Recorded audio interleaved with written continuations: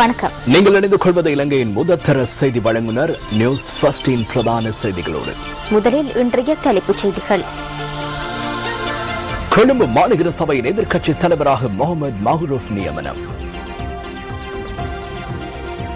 4 நாள் உத்தியோகபூர்வ விஜயம் மேற்கொண்டு ஜனாதிபதி தாய்லாந்திற்கு பயணம். அரசியல் கைதிகளை விடுவிக்குமாறு கோரி கொழும்பில் ஆர்ப்பாட்டம். கொழும்பு பங்குச் சந்தையின் கொடுக்கல் வாங்கல்கள் தொடர்ந்தும் வீழ்ச்சி அடைந்துள்ளன. சம்பள முரண்பாடுகளை நிவர்த்தி செய்யுமாறு வலியுறுத்தி மின்சார சபை ஊழியர்கள் ஆர்ப்பாட்டத்தில். தொடர்பான உள்நாட்டுச் செய்திகள். கொழும்பு மாநகர சபையின் எதிர்க்கட்சித் தலைவராக முகமது மஹ்ரூப் நியமிக்கப்பட்டுள்ளார். எதிர்க்கட்சியின் பெரும்பாலான உறுப்பினர்களின் வேண்டுகோளுக்கு இணங்கவே இந்த தீர்மானத்தை எடுத்ததாக ஸ்ரீலங்கா சுதந்திர கட்சியின் பொதுச் செயலாளர் அமைச்சர் மைத்ரிபால சிறிசேன கூறினார். கொழும்பு மாநகர சபை எதிர்க்கட்சித் தலைவர் அலுவலகத்தில் இன்று நடைபெற்ற ஊடகவியலாளர் சந்திப்பில் பெரும்பாலான எதிர்க்கட்சி உறுப்பினர்களின் விருப்பத்திற்கு இணங்கவே தான் எதிர்க்கட்சித் தலைவர் பதவிக்கான செயற்பாடுகளை முன்னெடுப்பதாக முகமது மஹ்ரூப் சுட்டிக்காட்டினார்.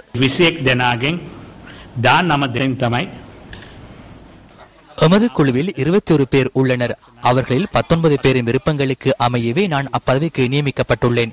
நேற்று எனது தலைமையில் நடைபெற்ற கூட்டம் ஒன்றில் எதிர்க்கட்சியின் அமைப்பாளர் மன்சிலும் கலந்து கொண்டார். அவரும் எனக்கு ஒத்துழைப்பு வழங்குகின்றார். அவ்வாறாயின் 20 பேர் உள்ளனர். மன்சில் சஹபாகி වුණා. ඒ කියන්නේ එයාත් අපිට සහායය දෙනවා. එහෙමනම් අපිට 20 දෙනෙක් ඉන්නවා. 17 பேர் அடங்கிய குழு ஜனாதிபதிக்கு அனுப்பிய கடிதத்தின் பிரதியை நாம் உங்களுக்கு வழங்கியுள்ளோம். மாநகர சபை உறுப்பினர் மதுமாதவ அன்று வருகை தரவில்லை. மஹிந்த கஹந்தகம வெளிநாடு சென்றிருந்தார். எனவே 19 பேர் மஹ்ரூப்பை தலைவராக ஏற்றுக்கொண்டுள்ளனர். இதனை விடவும் எத்தகைய பெரும்பான்மை அவசியம். கொழும்பு மாநகர சபையில் மாத்திரமல்ல, உள்ளூராட்சி மன்றங்களின் எதிர்க்கட்சித் தலைவர்கள் எமது கொள்கையின்படியே நியமிக்கப்படுவர். பெரும்பான்மை உறுப்பினர்களின் இணக்கப்பாட்டுக்கு அமையவே அவர்கள் நியமிக்கப்படுவார்கள். அதேபோன்று கொழும்பு மாநகர சபையின் எதிர்க்கட்சித் தலைவர் தொடர்பிலும் அதன் பெரும்பான்மை உறுப்பினர்களின் இணக்கப்பாட்டை நாம் ஏற்றுக்கொண்டுள்ளோம். ஐக்கிய மக்கள் சுதந்திர கூட்டமைப்பின் செயலாளர் அமைச்சர் சுசில் பிரேமஜயந்தவும் அதனை ஏற்றுக்கொண்டுள்ளார். மாகாண சபை உறுப்பினர்களின் விருப்பத்துக்கு அமைய நியமனங்கள் வழங்கப்படும்.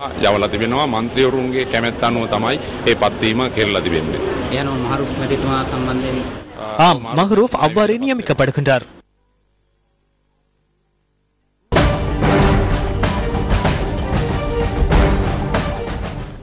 நான்கு நாள் உத்தியோகபூர்வ விஜயம் மேற்கொண்டு ஜனாதிபதி மஹிந்த ராஜபக்ச இன்று அதிகாலை தாய்லாந்துக்கு பயணமானார்.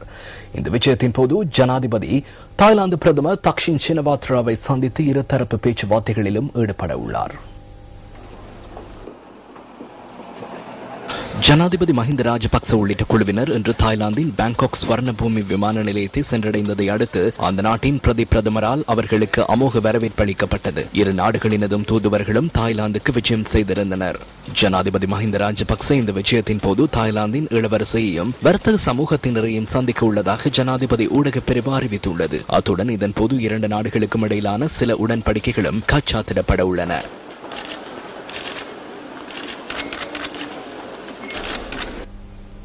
தடுத்து வைக்கப்பட்டுள்ள அரசியல் கைதிகளை விடுதலை செய்யுமாறு அரசாங்கத்தை வலியுறுத்தி கொழும்பில் இன்று ஆர்ப்பாட்டம் ஒன்று நடத்தப்பட்டது. அரசியல் கைதிகளை விடுவிப்பதற்கான இயக்கம் ஏற்பாடு செய்திருந்த இந்த எதிர்ப்பு நடவடிக்கையில் அரசியல் கட்சிகள் மற்றும் சிவில் அமைப்புகளின் பிரதிநிதிகள் உள்ளிட்ட பலரும் கலந்து கொண்டிருந்தனர். கொழும்பு வெலிக்கடை சிறைச்சாலைக்கு முன்பாக நடைபெற்ற எதிர்ப்பு ஆர்ப்பாட்டத்தில் காணாமல் போனவர்களின் உறவினர்கள் சிலரும் கலந்து கொண்டிருந்தனர்.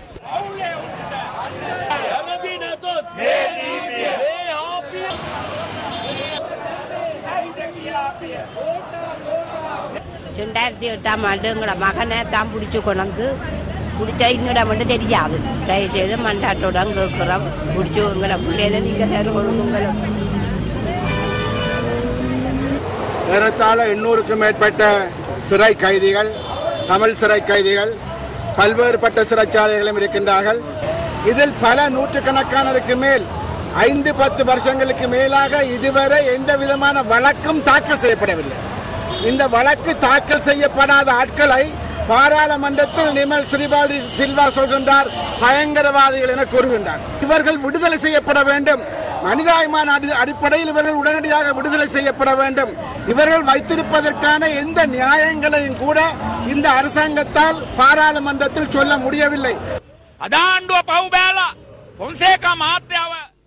இன்று அரசாங்கம் சில வரையறைகளை விதித்து சரத் பொன்சேகாவை விடுதலை செய்துள்ளது. அவரை விடுதலை செய்தமை சிறந்த விடயமாகும். அதே போன்று தமிழ் அரசியல் கைதிகளை விடுதலை செய்வதற்கு இவர்கள் தயாராக இல்லை. அவர்கள் தவறிழைத்துள்ளதாகவும் அவர்கள் மீது குற்றச்சாட்டுகள் உள்ளதாகவும் கூறுகின்றனர். அவ்வாறு என்றால் நாம் ஒரு விடயத்தை கேட்கின்றோம். இவ்வளவு காலம் விடுதலை செய்த அரசியல் கைதிகள் தொடர்பில் குற்றச்சாட்டுகள் இல்லையா?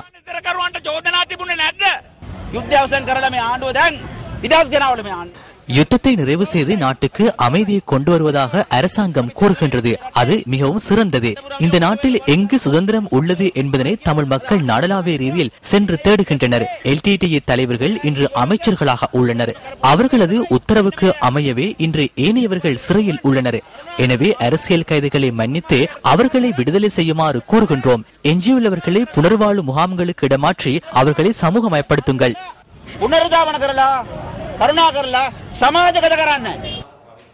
இதேவேளை இன்று நடைபெற்ற ஊடகவியலாளர் சந்திப்பு ஒன்றில் புனர்வாழ்வு மற்றும் சிறைச்சாலைகள் மறுசீரமைப்பு அமைச்சர் சந்திரஸ்ரீ கஜதீர நாட்டில் அரசியல் கைதிகள் என எவரும் இல்லை என கூறினார். அரசியல் கைதிகள் என எவரும் இல்லை. சிறைச்சாலைகள் கட்டளை சட்டத்துக்கு அமைய கைதி ஒருவரை அரசியல் கைதியா இல்லையா என்பதனை விவரிக்க முடியாது. சிறைச்சாலைக்குள் அனைவரும் ஒரே வகையிலேயே கருதப்படுகின்றனர். அரசியல் கைதி என்ற அடிப்படையில் தகவல்கள் சேகரிக்கப்படுவதில்லை. எனவே அரசியல் கைதிகள் என்ற ஒரு பிரிவினர் இல்லை என்பதனையே கூறுகின்றோம்.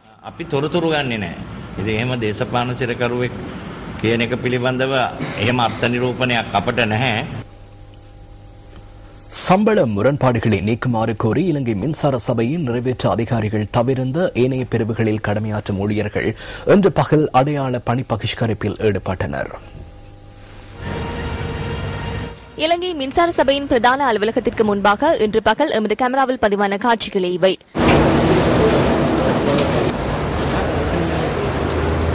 சம்பள முரண்பாடுகளை நீக்குவதற்கு எவ்வித முயற்சிகளையும் அதிகாரிகள் மேற்கொள்வதில்லை என இலங்கை மின்சார சபையின் தொழிற்சங்க ஒன்றியம் குற்றம் சுமத்தியுள்ளது. மின்சார சபையின் தலைமையகத்தில் வழமை போன்ற பணிகள் இடம்பெறுவதனை ஊடகங்களுக்கு காண்பிக்கும் நோக்கில் அண்மையில் பலவந்தமாக தொழிலில் அமர்த்தப்பட்ட இருவரின் சேவையுடன் மின்சார பட்டியல் கர்மபீடம் செயற்படுத்தப்படுகின்றது. அரசாங்கத்தின் அனைத்து நடவடிக்கைகளையும் தோற்கடித்து மின்சார சபையின் சுமார் 15,000 ஊழியர்கள் இன்று பணி பகிஷ்கரிப்பில் ஈடுபட்டு அரசாங்கத்துக்கு தகுந்த பாடத்தை புகட்டியுள்ளனர். நாளைய தினத்துக்குள் பிரச்சனைகளை நியாயமான முறையில் தீர்த்து வைப்பதற்கு அரசாங்கம் முயற்சிக்க வேண்டும். எமது கோரிக்கை நிறைவேற்றப்படாத பட்சத்தில் தொழிற்சங்க நடவடிக்கையை மேற்கொள்ள நேரிடும். இதனை விட கூடுதலான அழுத்தத்தை அரசாங்கம் நாளை எதிர்கொள்ள நேரிடும்.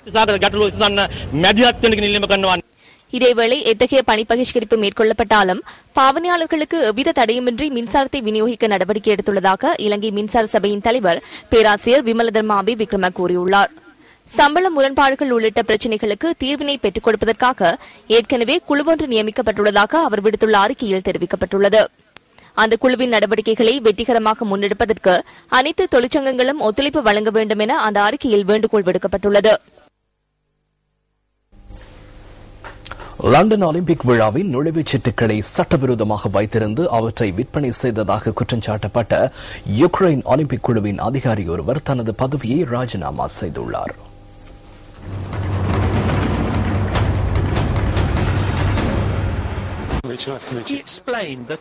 லண்டன் ஒலிம்பிக் விழாவின் நுழைவுச் சீட்டுகள் இணையதளத்தினூடாக தற்போது விற்பனை செய்யப்படுவதுடன் அவற்றை தம்மருகே வைத்து விற்பனை செய்வது தடை செய்யப்பட்டுள்ளது.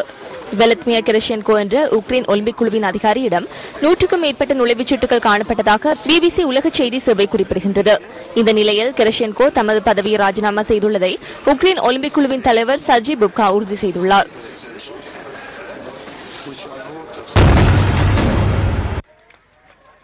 இதேவேளை லண்டன் ஒலிம்பிக் விழாவின் சுடர் 11வது நாளாகவும் இங்கிலாந்தில் ஊர்வலமாக கொண்டு செல்லப்படுகின்றது. பியூமரிலிருந்து வெஸ்ட் வரையில் சுடர் இன்று எடுத்துச் செல்லப்பட உள்ளது.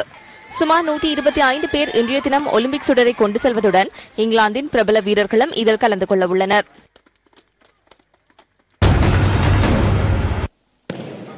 ஜூடோ மற்றும் பளுதூக்கல் போட்டிகளில் அதிக தங்கப்பதக்கங்களை பெற்றுக் கொள்ள உள்ளதாக அமெரிக்க வீராங்கனைகள் குறிப்பிடுகின்றனர். இம்முறை நடைபெற்ற டசல்டாஃப் கிராண்ட் பிரீ ஜூடோ போட்டியில் தங்கப்பதக்கத்தை வென்ற வீராங்கனை கைலா ஹெரிசன் லண்டன் ஒலிம்பிக் போட்டிகளில் தங்கப்பதக்கத்தை வெற்றி கொள்ளும் எதிர்பார்ப்புடன் உள்ளார். இதேவேளை அமெரிக்க பளுதூக்கல் வீராங்கனையான 22 வயதான ஹாலி மென்கோல்ட் தாம் பங்கேற்கும் முதல் ஒலிம்பிக் போட்டியில் தங்கப்பதக்கத்தை வெற்றி கொள்ளப் போவதாக தெரிவிக்கின்றார்.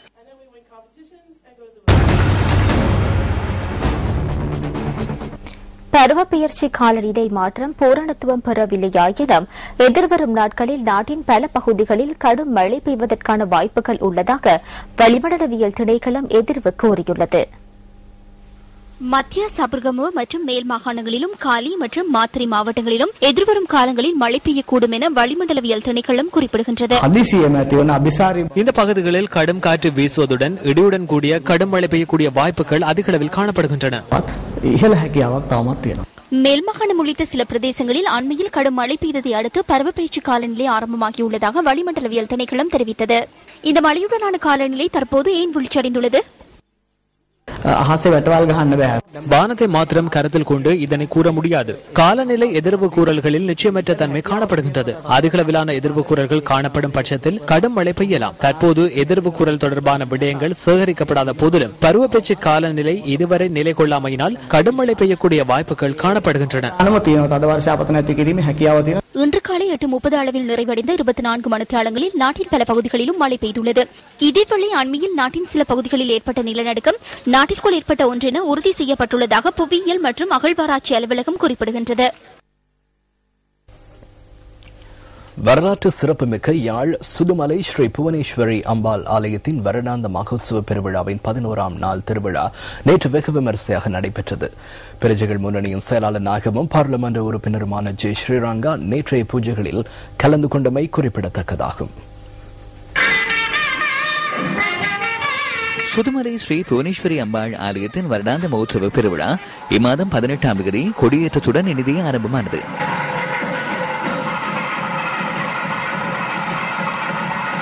ஆலயத்தின் வருடாந்த மகோத்சவத்தின் 11ஆம் நாள் திருவிழா நேற்று வெகு விமரிசையாக நடைபெற்றது.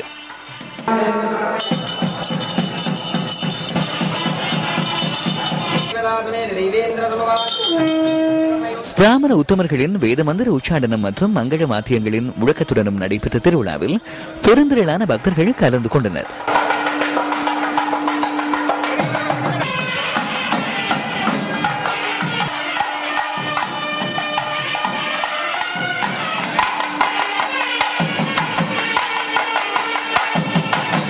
பிரஜைகள் முன்னணியின் செயலாளர் நாயகமும் பாராளுமன்ற உறுப்பினருமான ஜே ஸ்ரீரங்காவும் சுதுமலை அம்மன் ஆலய திருவிழாவில் கலந்து கொண்டமை குறிப்பிடத்தக்கதாகும்.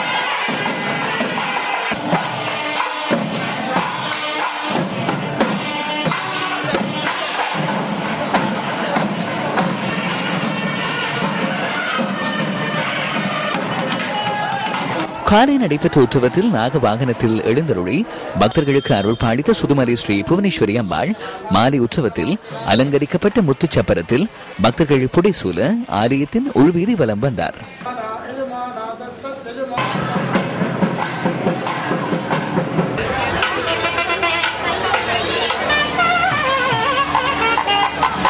அரச மரத்தின் கீழ் தோன்றிய வயது முதிர்ந்த பாட்டி ஒருவரின் தாகத்தை போக்குவதற்கு வயது முதிர்ந்த ஒருவர் இளநீர் கொண்டு வர பாட்டி இருந்த இடத்தில் கல்லொன்று இருப்பதை அவர் கண்ணுற்று வீடு திரும்பினார்.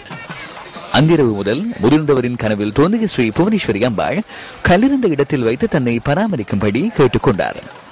அன்று முதல் சின்ன குடில் ஒன்று அமைத்து அம்பாலை பக்தி பெருக்குடன் பக்தர்கள் வழிபட்டதாக ஆலயத்தின் தலப்புராணம் கூறுகிறது. இவ்வாறான வரலாற்று சிறப்புமிக்க சுதுமலை அம்பாள் ஆலயத்தின் சப்பர திருவிழா அடுத்த மாதம் 2ஆம் தேதியும் ரதோத்சவ திருவிழா 3ஆம் தேதியும் நடைபெற உள்ளன. அத்துடன் 4ஆம் தேதி நடைபெறவுள்ள தீர்த்தோற்சவ திருவிழாவுடன் சுதுமலை ஸ்ரீ புவனேஸ்வரி அம்பாள் ஆலயத்தின் வருடாந்த மகோத்சவ பெருவிழா இனிதே நிறைவு பெற உள்ளது.